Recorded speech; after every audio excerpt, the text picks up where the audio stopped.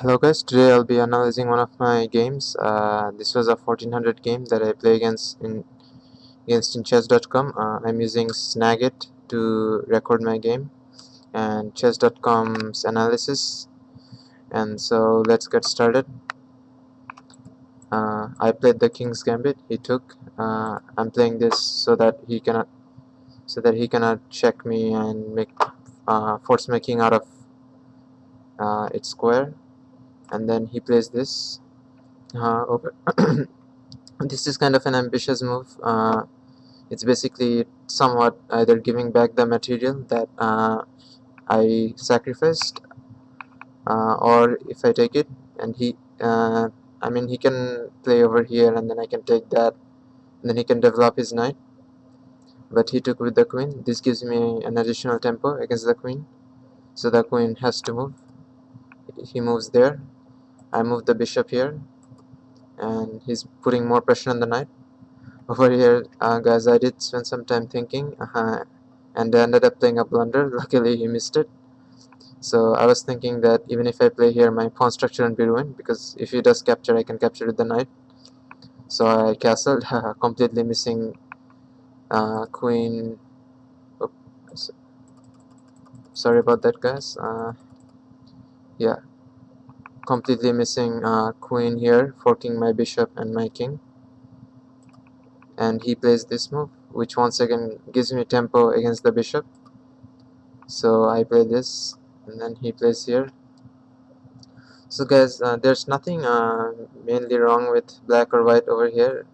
I mean, black's king still isn't castle. I mean, you can basically give that against him, and otherwise this position is reasonably fine.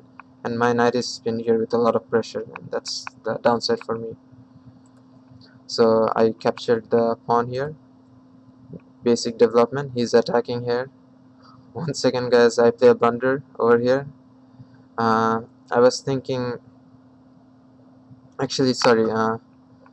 Not yet. I move my king here, and over here he can capture with this pawn, but I was thinking of basically attacking. So this was a check, so he cannot capture it yet, but after he defends his king or moves his king, then he can take. So he did play it here, and then I played this move, trying to attack this pawn and basically somehow attack the king, completely forgetting about uh, this pawn. And he did capture it. I captured back, and here he captured the check. This kind of ruined my momentum, because over here I have to move my king.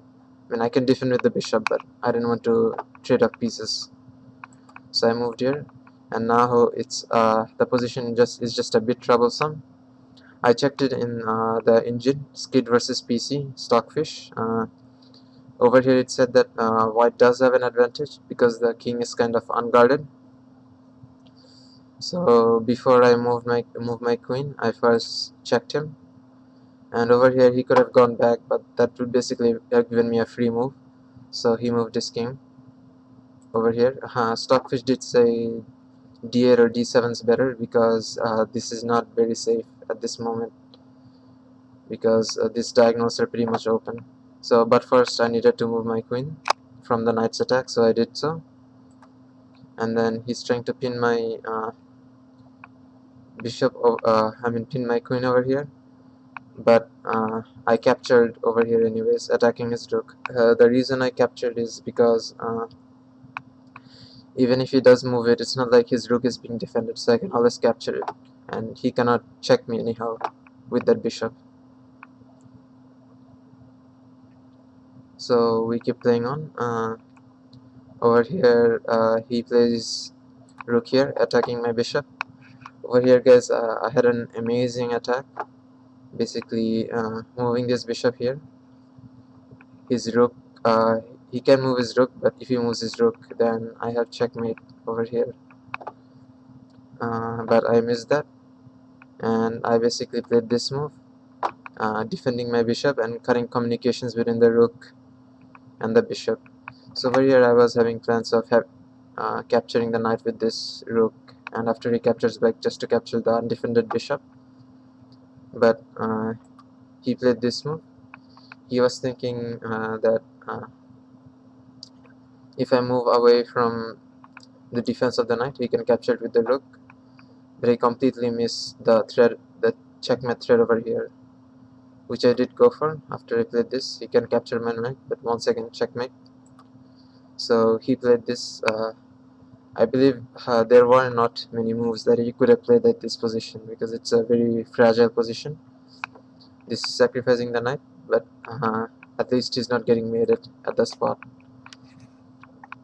And then after he captured back, he captures over here.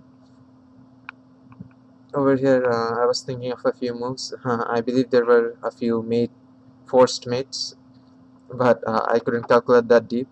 So I basically captured this. And over here, I would still be the exchange up after he captured back. My bishop is defended by the queen. And over here I was thinking for quite a while, and then I realized that there's this deadly check. The king has only one square, unless he wants to play here and gets checkmated on the spot. He played there, and now I played this move. Queen captures bishop. This is known as a deflection tactic. If the queen comes off here, there's checkmate in one. So at this point, black was lost, and there's not too many moves you can play. You can basically prolong the inevitable.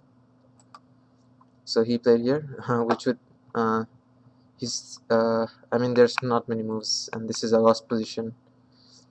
It does defend checkmate over here, but there's this checkmate. But at this position, after playing that move, black just resigned.